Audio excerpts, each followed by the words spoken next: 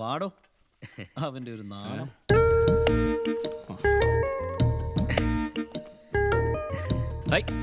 ഇതെന്തടാ നീ നേരെ നോക്കാത്തത്? അവന് നാണമാ വക്കീലേ.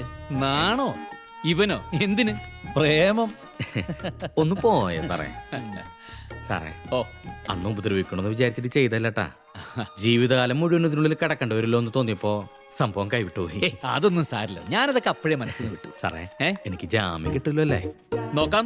പ്രോസിക്യൂഷൻ ഭയങ്കര സ്ട്രോങ് ആയിട്ടായിരിക്കും പിടിക്കുക. എന്നാലും നമുക്കൊരു ശ്രമം നടത്തി നോക്കാം. ഓ, ആദ്യം താൻ ഇതിനകത്ത് ഒപ്പിട്ടെ. ദാ. ദാ, ദാ, അവിടെ അവിടെ അവിടെ. ഇവിടെ അല്ലേ സാറേ? വക്കീൽ സാറേ, ഓ, ഞാൻ കാത്തിരിക്കോട്ടാ. സത്യം പറഞ്ഞ ഇപ്പൊ കാത്തിരിക്കണേന് ഒരു ലക്ഷ്യമുണ്ട്. എന്തായാലും ഈ ജയിലിൽ നിന്ന് പുറത്തിറങ്ങണത് ഒരു പുതിയ രാജനാവും. അതുറപ്പാ സാറേ. തനിക്ക് എന്തോ പറ്റിയിട്ടുണ്ടല്ലോ രാജ. സാധാരണ ഇങ്ങനെയൊന്നും അല്ലല്ലോ സംസാരം പതിവ്. ഞാനിപ്പോ ഒരു സങ്കല്പ ലോകത്താ സാറേ. ജീവിതത്തിൽ നമ്മളെ സ്നേഹിക്കാൻ ആരൊക്കെ ഉണ്ടെന്നൊരു തോന്നലിപ്പുണ്ട്. നന്നായി രാജ.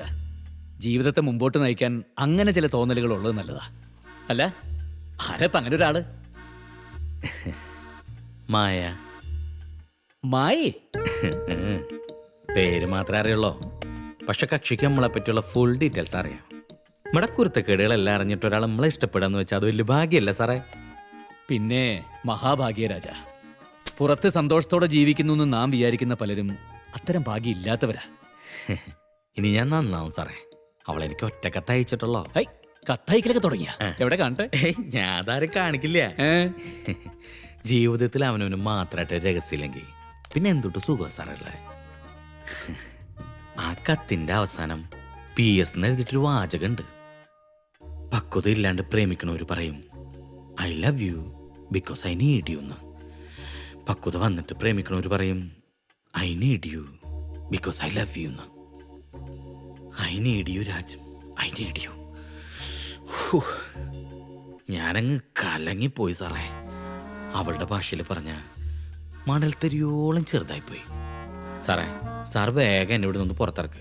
എന്നിട്ട് വേണം എനിക്ക് അവളെ എങ്ങനെയാലും ഒന്ന് കണ്ടുപിടിക്കാൻ. സാർ എനിക്കൊരു ലൈഫ് വന്നാ എൻ്റെ ഈ ലൈഫ് ഫുള്ളാ ഞാൻ സാറിന് തരും. സാറിൻ്റെ കൂടെ നിൽക്കണം.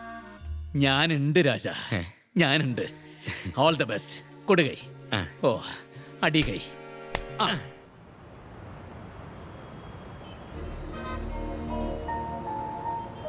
ഭാവന, കൊറേ നേരം ആയല്ലോ ഇവിടെ വന്ന് നിൽക്കുന്നു.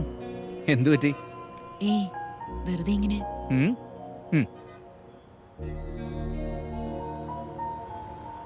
ഇന്നൊരു തമാശ ഉണ്ടായി. നമ്മുടെ ആ വിലാസിനി കൊലക്കേസിലെ പ്രതിയില്ലേ രാജൻ, അവൻ്റെ ഒരു ജാമ്യത്തിൻ്റെ കാര്യം മൂവ് ചെയ്യാൻ വേണ്ടി ഞാൻ അവനെ കാണാൻ വേണ്ടി ജയിലിൽ പോയിരുന്നു. അവൻ ആളാകെ മാറിപ്പോയിരിക്കുന്നു. അവന് ഏതൊരു പെണ്ണ് പ്രേമലേഖനം അയച്ചിരിക്കുന്നു. എന്നിട്ട് അയാളിപ്പോ വേറെ ഏതോ ഒരു ലോകത്താ. ജാമ്യം കിട്ടി പുറത്തിറങ്ങി ആദ്യം അവരെ ചെന്ന് കാണാമെന്ന് പറഞ്ഞുകൊണ്ടിരിക്കുകയപ്പോ